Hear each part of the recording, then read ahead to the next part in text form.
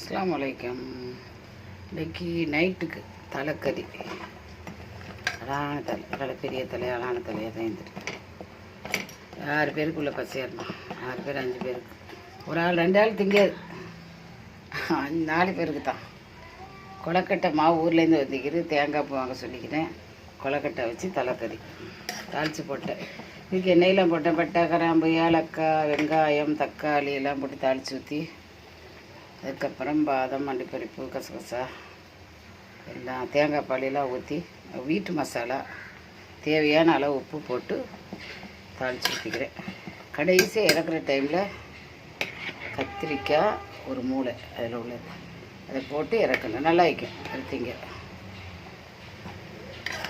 ஷாவுக்கிட்ட தான் இப்போ அசல்லே தாளித்து போட்டுறேன். வேலை முடிஞ்சிருப்பேம்மா.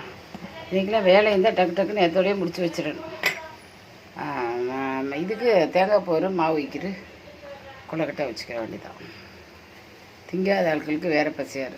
தலைக்கறி திங்காத ஆட்களுக்கு. என்னத்துக்கு திங்க மாட்டேங்கிறேன்? 4 வயசில் திங்க மாட்டேன். சின்ன பிள்ளையில் என்னத்துக்கு திங்க மாட்டேங்கிறேன்னு தெரியலம்மா. வயிற்றுச்சலாக வைக்கிறேன் திங்காமல் வைக்கிறாளான்னு.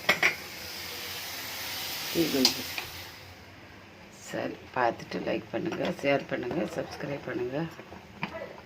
கலையெல்லாம் அழகாக தான் வைக்கிறேன். இது ஒரு 3 அடி சிம்மில் போட்டால் நல்லா வெந்துடும். இது கடைசியாக தான் இதை போடணும்.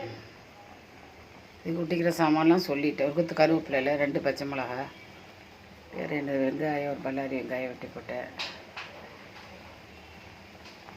வைக்கிறேன். அஸ்ஸலாமு அலைக்கும். லைக் பண்ணுங்கள், ஷேர் பண்ணுங்கள், சப்ஸ்கிரைப் பண்ணுங்கள்.